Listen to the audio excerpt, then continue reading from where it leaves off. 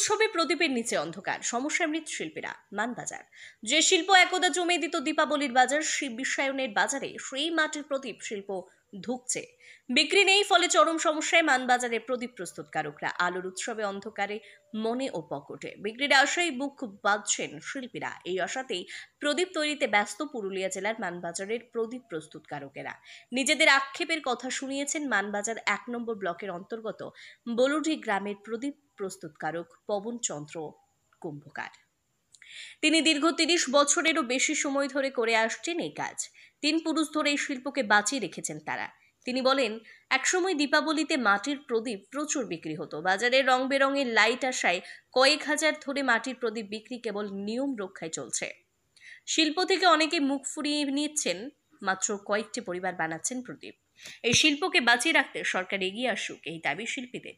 সমস্ত বাধার সঙ্গে লড়াই করেও এই শিল্পীরা ধরে রেখেছেন তাদের ঐতিহ্য এবং তাদের শিল্পকে, আর এটাই তাদের একমাত্র এই শিল্পটাতে আমার দাদু যুক্ত ছিলেন, আমার বাবা যুক্ত ছিলেন। আমি প্রায় 30 বছর এই শিল্পর মধ্যে যুক্ত আছি, এই মৃৎশিল্পর মধ্যে। এখন শিল্পটার প্রতি চাহিদাটা কমে গেছে, যেহেতু ডিজিটাল বাল্ব, ডিজিটাল টুনি এইসব বেরিয়ে যাওয়ার পর থেকে আমরা বাজারে নিয়ে গেলে তারা একটু গরজের উপর কথা বলে যে না আমাদের ডিজিটাল বাল্ব আছে, কেউ বলে টুনি আছে, কেউ বলে ছেলে নিয়ে এসেছে। এই করে এই শিল্পটা আমাদের দিনে দিনে কমে যাচ্ছে এবং করারও মানসিকতা কমে যাচ্ছে।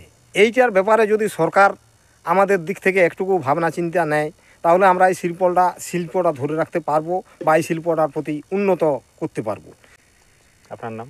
আমার নাম পবনচন্দ্র কুম্ভকার, বাড়ি বলুডি, মানবাজার।